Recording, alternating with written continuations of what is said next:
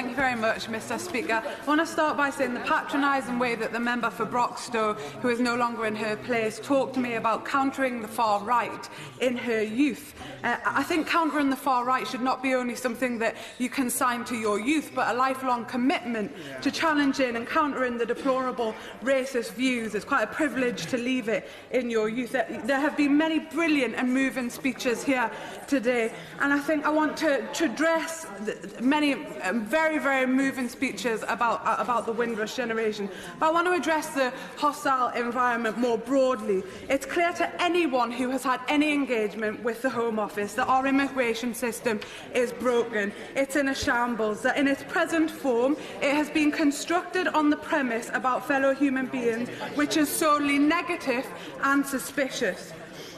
I think there's been a culture on the right and the far right and in the printed press placing immigrants and immigration at the heart of society's ills, and I think that is both futile and inaccurate. I represent a constituency that has one of the lowest levels of immigration in the country, yet you know what? We still have hospitals which are underfunded, we still have schools which are under immense pressure, and we have a woefully inadequate transport system. None of those ills were caused by migration. But returning to our broken immigration system, I wanted to briefly outline some things I think are wrong.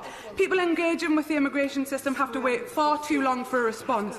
Deadlines for processing applications are not being met. The fees are extortionate. There's little or no help to immigration advice. It's a complicated process. Passports, birth certificates, very important documents are lost. And none of this is created in a vacuum. The asylum process is degrading, frustrating and punishing. Vulnerable and brave people are treated without respect. The system is built on a presumption that everyone who wants to come to this country is a cheat and a liar who must be found out, that their intention must be to defraud the system and steal. Therefore, charges, borders, barriers, searches, detention centres, medical inspections, dawn raids, go-home vans, charter flight removals and a hostile environment seems necessary, but it is a flawed assumption based on a superiority complex. You would think, by the way, some people talk in the press that we have open borders, and there is a perpetuation of an unfounded myth that migrants receive preferential treatment.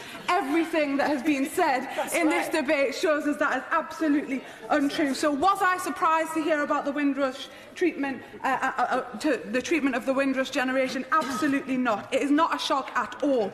British citizens are treated with contempt regularly by this government. It's nothing new. But now the mask has fallen. We need some truth and we need some honesty, starting with the publication of every single one of the documents relating to this fiasco, so that people can see and understand the scale of the problem. And I must say this, I do not think we should be shoved down the path of good migrant versus bad migrant narrative. The language is wholly unnecessary in my view and leads us only to two difficult endpoints. One where only the most rich and privileged people have freedom of movement, or alternatively only those that come in servitude, often for the richest and most privileged. What a society have we created that those are the only two options? So I'll close by saying this. Where is the humanity in our immigration system? We must find it, develop it, nurture it and place it at the centre of whatever is built next. Pathologising human movement as though it were an affliction